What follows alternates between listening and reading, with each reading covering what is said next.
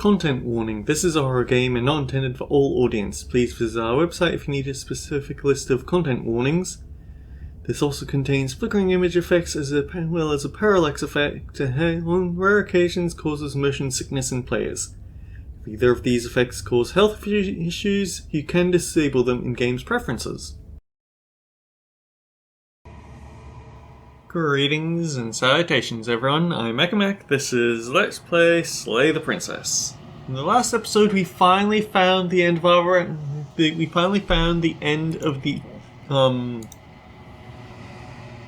I always hit the wrong button doing this, don't I? We finally got our final of our chapter 1s. Unfortunately, there's quite a few chapter 2, or rather, we've gotten all of our chapter 2 variations, but there are quite a few chapter 3s that we haven't found yet, so this game isn't quite done yet. Also, there's a few chapter 2s that we didn't actually get the end of, so we haven't seen through, let's see, we'll need to have a look at the adversary at some point. We need to find the chapter 3 for the tower. I don't know whether we'll have to find a route 3 for the Spectre, or if that ties directly to the Nightmare and we won't have to do any of that, but we also need to do the Nightmare's standard ending. The Razor there. The thing is, the Razor doesn't actually have her own unique chapter 3 route. I think that it's simply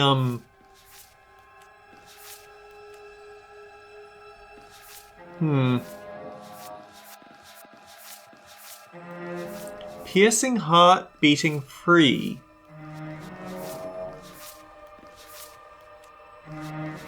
Oh well. Anyway, we'll have to explore the Razor route a bit. We have to get the actual ending to this one because last time we got eaten. I didn't mean to do that. I don't really need... We have everything that we need from the witch. Sometimes the only way to break a vicious cycle is to put your heart on the line.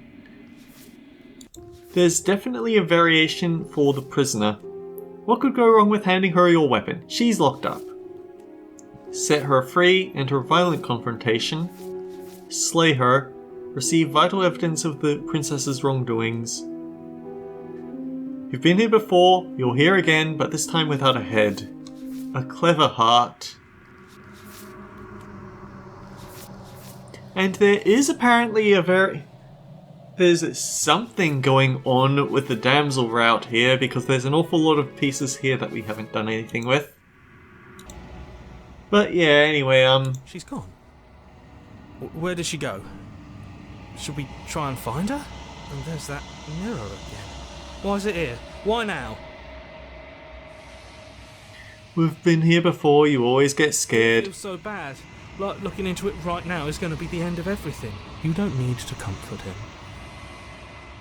I'll see you on the other side. It's going to be okay. Okay. If you say so. We'll trust you. Whatever makes you happy. Approach the mirror. You approach the mirror. Gaze into your reflection. Silence as you reach forward. They're gone once again. The mirror always makes them leave, but you need to see what's in it. You've grown. You find yourself in the long quiet once again. Proceed. You are at the cabin. Approach. Flickering lights in empty cityscapes become pockets of vitality and movement. I am more than I was before. Whenever you are ready, I will wipe your slate clean once again.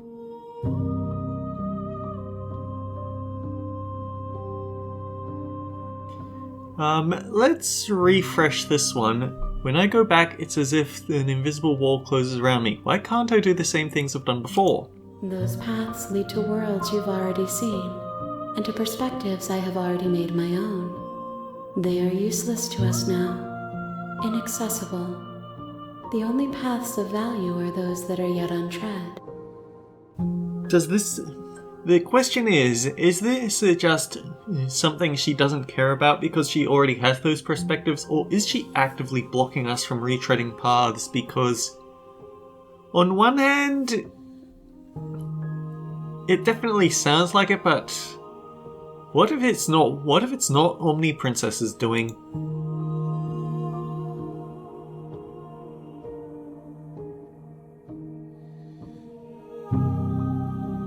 You've been kinder to me than anyone else I've met. Why? Why wouldn't I be kind to you? You are the only thing I know that isn't me. I was just wondering if she had a difference. Well, the only thing that really is different each time is, do you have any thoughts on this vessel? This one is vaporous. She is a dream of a life she could never have, but that longing has given her so much capacity for kindness. She will make for a yearning heart. So, according to the achievements, which is considered a righteous heart? That's right, the one that stabbed us in the back and drove us and pulled us down the stairs. I guess the idea is that she needs to have she needs justice even though it's going to mean her end. I'm not 100% sure on that though.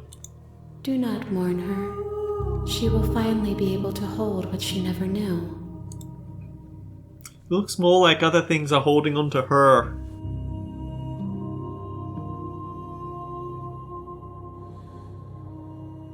Enough with all this pretension, you're not actually saying anything. I'm sorry. Words are difficult for me. They never fully weave what I wish to say.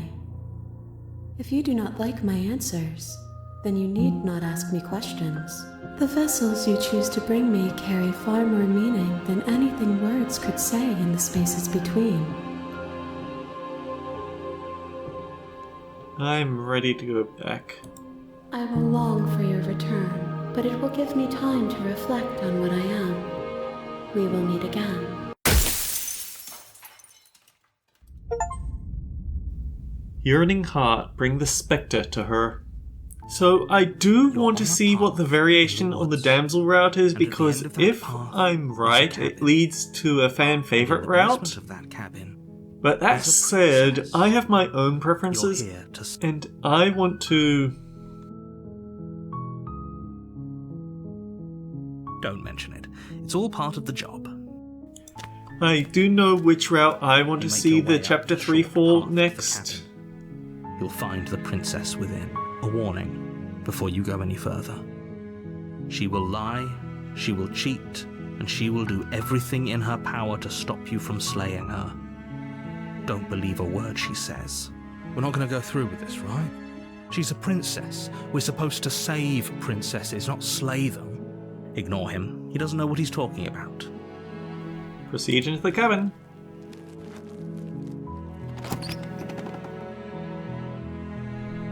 The interior of the cabin is almost entirely bare. The air is stale and musty, and the floor and walls are painted in a fine layer of dust. The only furniture of note is a plain wooden table. Perched on that table is a pristine blade. Actually, maybe I can check with... Every time! I go to preferences when I want memories.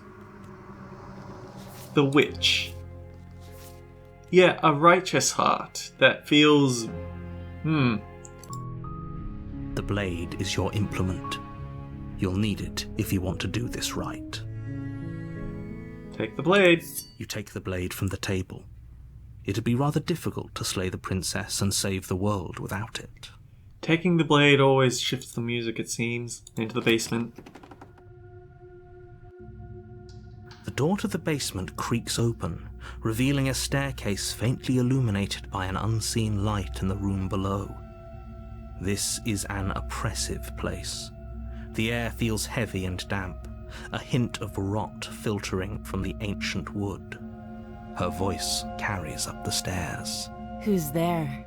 She sounds dangerous. It's almost as if she's the one in charge down here. Don't let it fool you. It's all part of the manipulation. Actually, I think that narrator's plan was sunk before we even got to start, because, For all his scheming, even in a time where we do everything absolutely perfectly, his idea of a happy ending is to gaslight us into thinking that it's a happy ending. Of course, an actual sentient being would start trying to find a way out of that situation, you idiot. Hi! Don't be a stranger. It's been so long since I've had any visitors. Come on down. You walk down the stairs and lock eyes with the princess. There's a heavy chain around her wrist, binding her to the far wall of the basement. She's so coldly beautiful. Is she really a threat to the world? Focus on the task at hand. And there you are. Are you here to kill me or something? Oh yeah, you call me, I'm here to slay you. What? No way, why would you even think that? I haven't decided yet.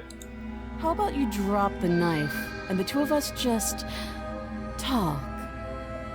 Look how reasonable she's being. We should just drop the blade and talk things out. Don't you dare. It's fine. We can decide what we want to do after we talk to her.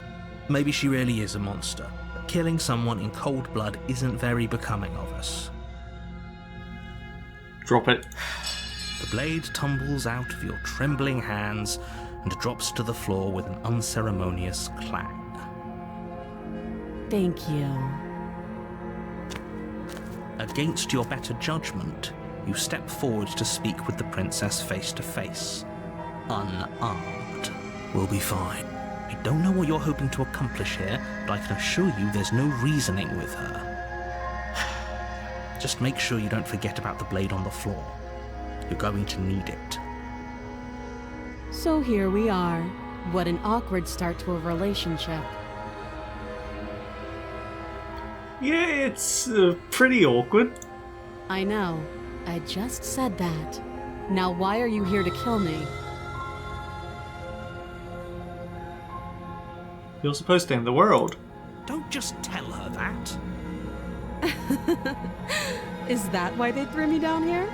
But I don't want to hurt anyone. I like the world, I think. I don't remember much about it, to be honest. I've been down here a long time. Just how long has she been down here? If I'm supposed to be capable of ending the world, then how did I wind up here, chained to a wall?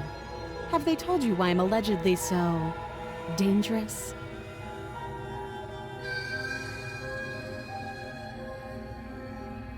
I was hoping you'd tell me. Ending the world seems like an awful lot for just one person to do. I wouldn't even know where to start. I believe her. She doesn't have to know how to destroy the world to be capable of doing it. At the end of the day, whatever the two of us have going on down here is about trust. Whoever sent you to slay me claimed I was a threat to the world, but they didn't tell you why. That doesn't sound right to me. And I don't think it sounds right to you either. Otherwise we'd be killing each other instead of talking. She has a point. There's a reason I've been telling you to question the situation, and there's a reason you've listened. So, I could tell you that I'd lead a quiet life in the woods, or that I'd open an orphanage, or that I'd do any other number of good things that I'm sure you think you want to hear. But you don't really know me, do you? What can my word possibly be worth in a situation like this? She's right about one thing. Her word isn't worth anything. Like I said, it's all about trust. Blind trust. So do you trust me, the prisoner, the victim, the princess clearly incapable of ending the world? Or do you trust whoever put me here? She's wrong. This isn't about trust. This is about risk. We stand to lose everything, all for the sake of one person, and a subjugating monarch no less.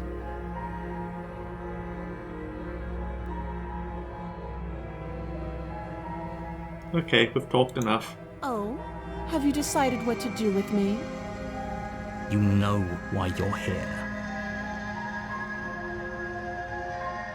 I'm getting you out of here. Oh, you have to be kidding me. You walk up to the chains binding the princess to the wall and give them a tug. They're large and heavy, far too solid for you to even imagine trying to break them apart.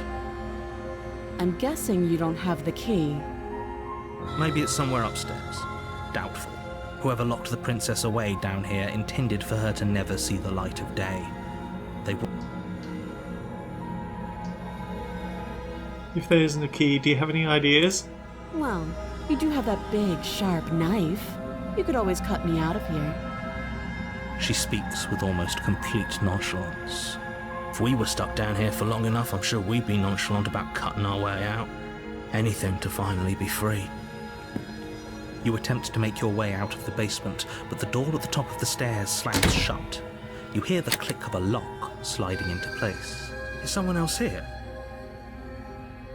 Hey, let me out of here. Shouts and pleas are met with silence. You're here to slay the princess, and you won't leave until the task is done. Try the door. But it's locked from the outside. I'll repeat myself once again. You're here to slay the princess, and you won't leave until the task is done. Return to the bottom of the stairs. You make your way back to the bottom of the stairs. This would have been so much easier if you'd simply slain her like you were supposed to. Easier for whom? Easier for everyone. I heard the door slam. They locked you down here too, didn't they? The knife. Pick it up and cut me out of here. You won't like what happens if you do that. Save the princess. Against your better judgment, you place the blade against the princess's arm, just above the massive, unyielding chain. You cut into her flesh. Ooh, that one's always so ugh. The blade is sharp, and you make quick work of it. Before long, you're able to crack through bone, and she pulls the bleeding stub of her arm through the iron gauntlet. She didn't so much as utter a sound. Free from her bindings, the princess turns to face you, her fierce gaze meeting your eye. How is she so composed after losing an arm?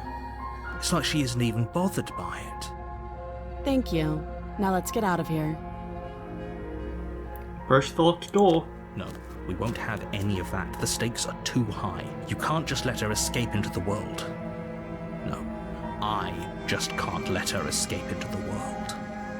As the princess approaches the bottom stair, your body steps forward and raises the blade. Wait, this isn't fair. You can't just do that. Watch me. I'm curious to know what happens if we just stab her in the back, but that can be for another time. Stop that. I thought this was a little too easy. Your body lunges forward to sink the blade into her back, but the princess swiftly moves out of the way before you can connect. Stop it. Stop resisting me. I am trying to get you out of here alive. No, you aren't. We know better now. Thank you. You swing your arm towards her throat, the blade singing through the air. But she's ready for it. She grabs your arm, her grip like a stone vice. You drop the blade, pathetically. She lets go, and faster than you can react, rears back and hits you with a bone-shattering haymaker. There's a ringing in your ears. You're fairly certain you can feel bone grinding against bone where she fractured your jaw, but your body isn't allowing you to feel much right now, adrenaline coursing through your system and numbing your nerves. You fall to your knees. You're barely able to bring your trembling arms up to defend yourself before she hits you again. Every blow is as punishing as the first.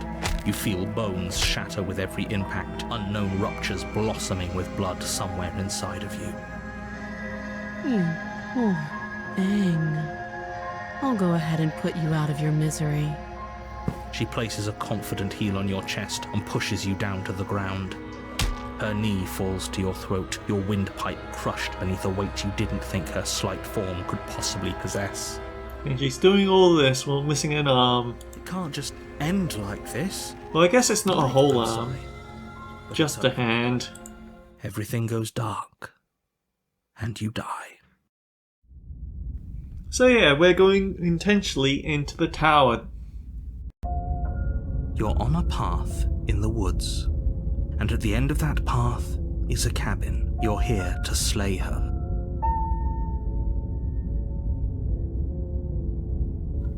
Turn around and leave. You have already committed to my completion. You cannot go further astray. Oh, oh, hello, Omni Princess. She'll actively keep you from choosing to turn away. Or maybe this is just the tower's influence. Okay, no. Oh, don't you start grandstanding about morals. The fate of the world is at risk right now. If he doesn't remember what happened, then maybe it's best to keep it that way. You know I can hear you, right? It's going to be a lot harder than you think to keep secrets from me. What does it matter what he knows? There's nothing we can do to stop her. She's just going to kill us again. Don't worry, I have saves coming. She is not going to kill you unless you let her. But slaying the princess and saving the world is going to be much more difficult than it has to be if you spend the whole time second-guessing yourself. Fine. A warning before you go any further. She will lie, she will cheat, and she will do everything in her power to stop you from slaying her. Don't believe a word she says. We might as well just pledge ourselves to her and stop pretending we're capable of doing anything in this situation. She probably doesn't even need to try to overpower us. Can we tone down the pessimism just a smidge? I'm not being a pessimist. I'm just being realistic. You're being annoying. Just ignore their bickering, and whatever you do, don't pledge yourself to her. I cannot stress enough how absolutely catastrophic that would be for everyone, yourself included. I agree. If she's wrongfully imprisoned, then we should rescue her, but if he's telling the truth, we shouldn't just hand her the world on a silver platter. Rescue her? Given the stakes of the situation, there isn't really a difference between rescuing her and pledging yourself to her. Either would be terrible. So please try to ignore both of those knuckleheads and focus on saving the world. Let's not make this harder than it has to be.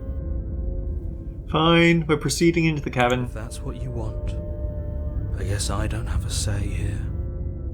It's interesting that we're able to cancel out of our first attempt to visit to opt out of visiting one of the princesses in Chapter 2, but we weren't able to this time. I don't know whether it's because we've already done the stranger route, or if it's because we've actually met Omni Princess and she's intervening, or what. Maybe it's because of this specific variation of princess. Either way, it's interesting. The interior of the cabin is larger and more grandiose than its humble exterior would suggest.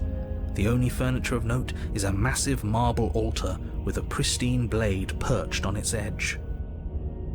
So we're going to put down a little save here because we are going to be trying to find a few variations here and there. The blade is your implement. You'll need it if you want to do this right. Why do we feel so small? We don't feel small. We are small. I want to try and find... Okay. So it's mentioned in the memories. Resist... Try to resist purely through force of will. We have done this before. Well, I guess... Let's at least bring the weapon. Let's at least bring the knife with us. Take the blade. You take the blade from the altar. It would be difficult to slay the princess and save the world without a weapon. Approach the mirror.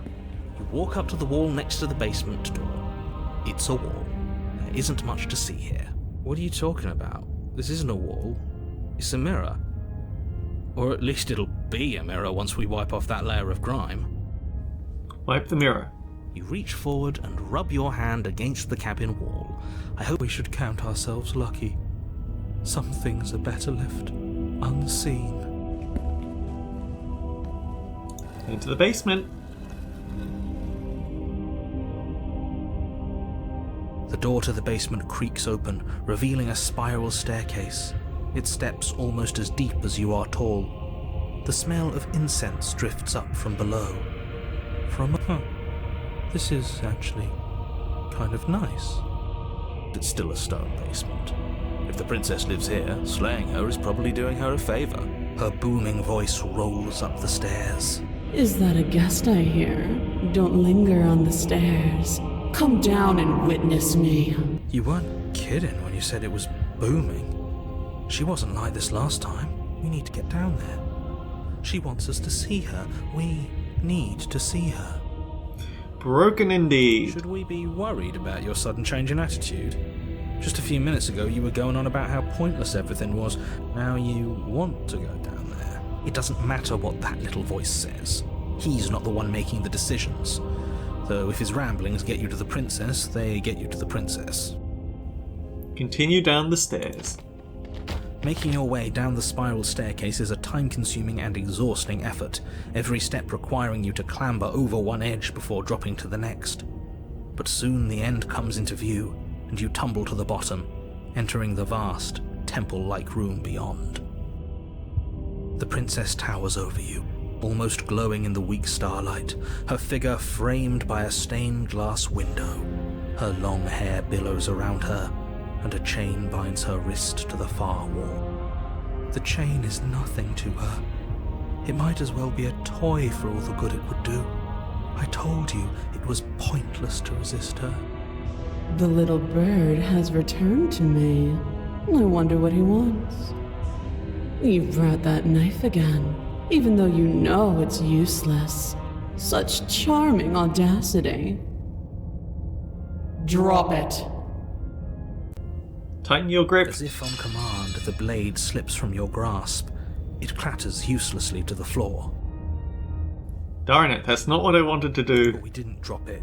We decided to grip it tighter, remember? Are you really just going to let that happen to us? I have a duty to report facts as facts, and the fact is that you dropped the blade. Of course we dropped it. She's so much more than us. You wouldn't understand what it feels like to be in her presence. I wonder if you're supposed to play along until she demands resistance to get that variation? I'm not sure. Oh, I understand what's going on, and you'd better snap yourself out of it. Kneel. No? Oh, are you still trying to defy me? I said kneel. Your legs buckle, and your knees hit the floor. That's my good little bird. Now, why don't we talk? The last time we met, you told me I was destined to end the world. That thought wrapped itself around my heart. It has pulled at me since the moment I squeezed the life out of your broken lungs. Yeah, we probably shouldn't have told her that, but I wanted to get back to this route perfectly. I could feel its fundamental truth awaken me. The collapse of the old is a necessary prelude to the birth of the new, and the world as it is now is overdue for alterations. It's time for me to seize my destiny, and you, little bird, will help me seize it. Well, that gives away the game, doesn't it? It certainly does. And beyond that, it more than lends credence to our conversation in the woods. I don't love the thought that in some other reality you failed to destroy her, but what's done is done. I can only hope it helped you learn a valuable lesson. You are the only one who can deal with her. And if you don't, well, she's let you know what will happen, hasn't she? And you shouldn't have trusted us with her destruction. She is inevitable. Can't you feel it? He's being melodramatic, but he's not exactly wrong, is he? What are we supposed to do to stop her? Okay, first things first, you're going to have to stuff those pessimistic thoughts someplace far, far away and commit yourself to what needs to be done. The stakes of the situation should be perfectly clear to everyone now. And if you're going to save the world, you have to have faith that you can pull this off. You can't win a battle that you've already lost in your mind.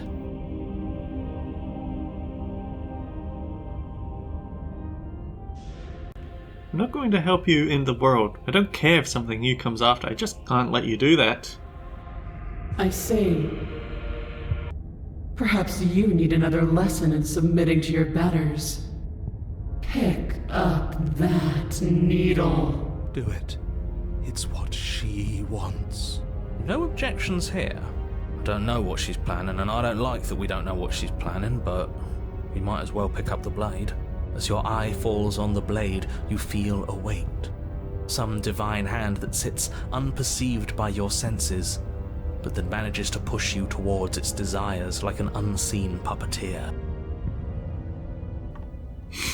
What? What are you going to try and make me do with it? I'm going to kill you. You're not kidding about Divine Hand. Who's doing this? Is it her? Is it you? No.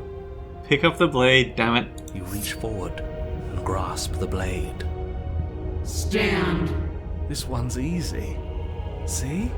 This isn't so bad. Okay, yeah. We can do that. We were probably going to stand anyway. I hate you so much, all of it. Stop making me do things. You can feel a creaking tension between body and will as you slowly rise to your feet, like two foes forced into an unhappy truce. The princess eyes you with soft contemplation. The moment seems to last a lifetime, the silent anticipation of what's to come dragging out the long, painful seconds. But all silences are broken eventually. To define me is to claim we stand on level ground. We do not. You are quiet shadow, while I am brilliant radiance. I kind of wish that I'd toyed around with some of the dialogue a bit more, because I'm sure that we could have gotten her to discover the narrator again. Take that knife in your hand and slit your throat. What? You don't have to listen to her. You're armed. Just steel your nerves, step forward, and end this. Oh, damn it. End this. Oh, we'll end this all right.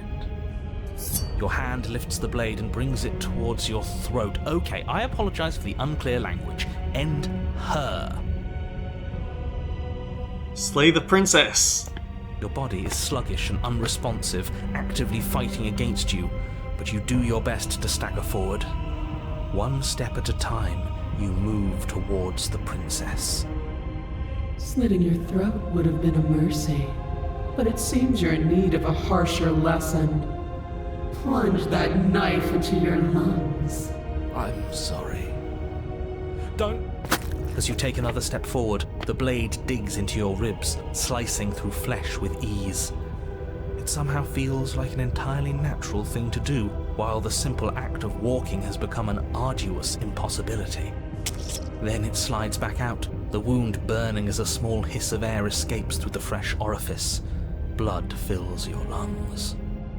Now, do it again. Keep doing it until I give you permission to stop. Those are just words. You don't have to listen to her.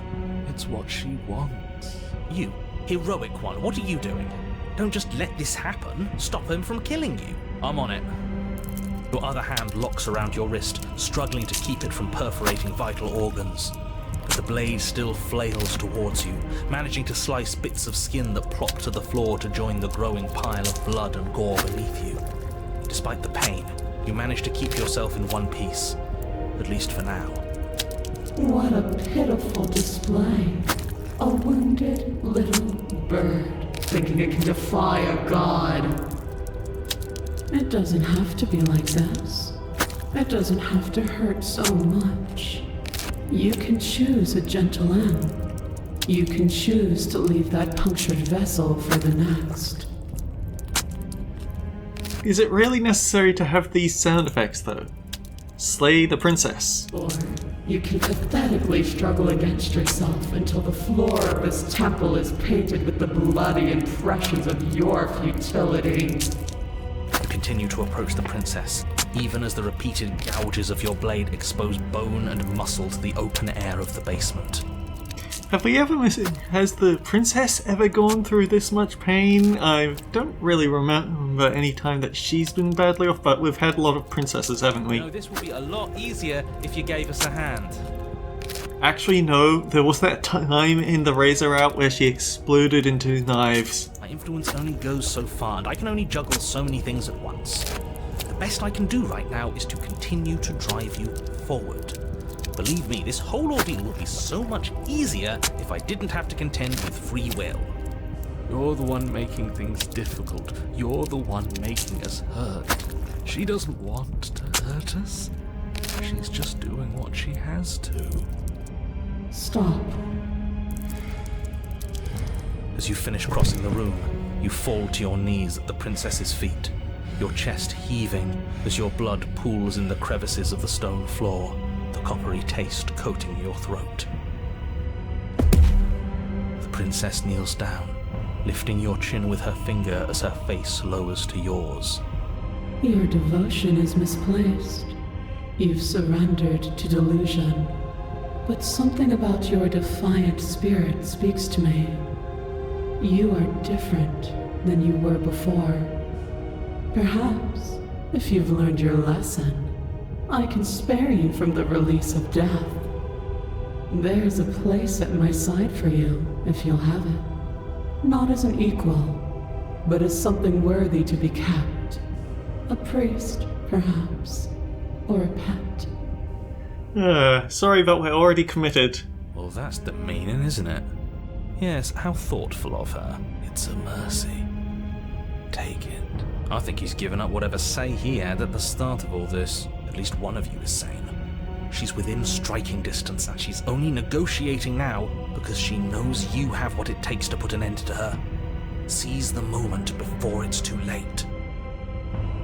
Slate, I said no. No. Yes. Though your body trembles, struggling to defend itself in the face of the princess's overwhelming will, you finally manage to break through, darting to her side before she can react. We're giving narrator what he wants again, and it's not going to end well.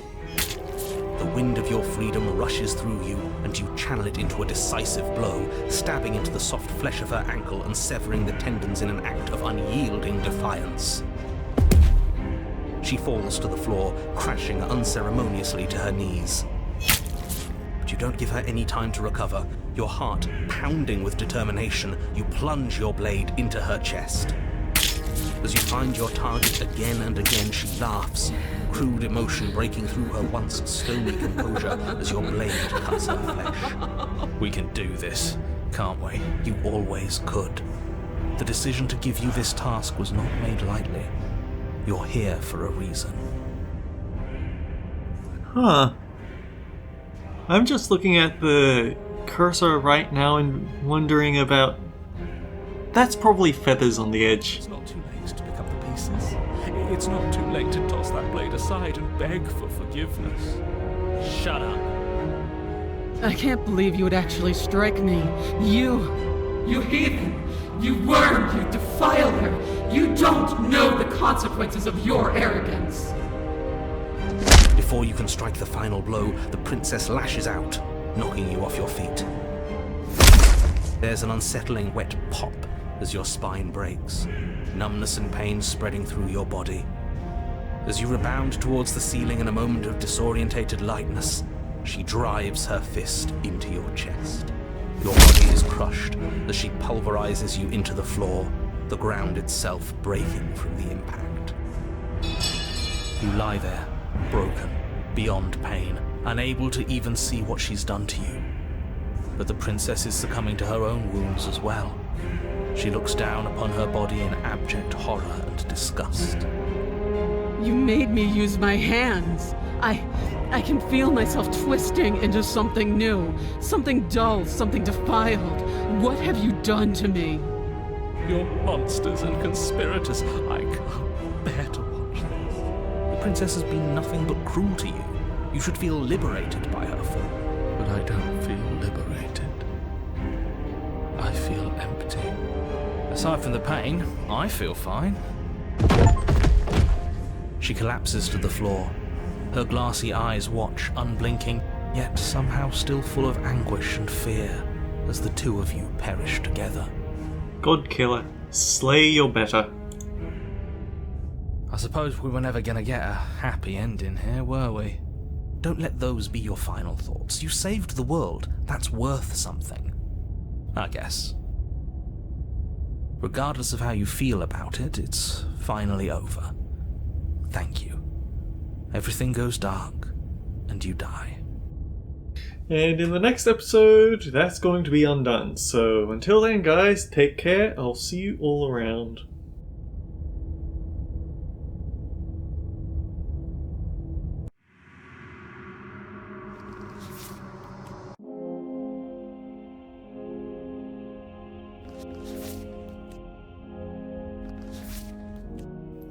Resist a god through force of arms, but ultimately succumb.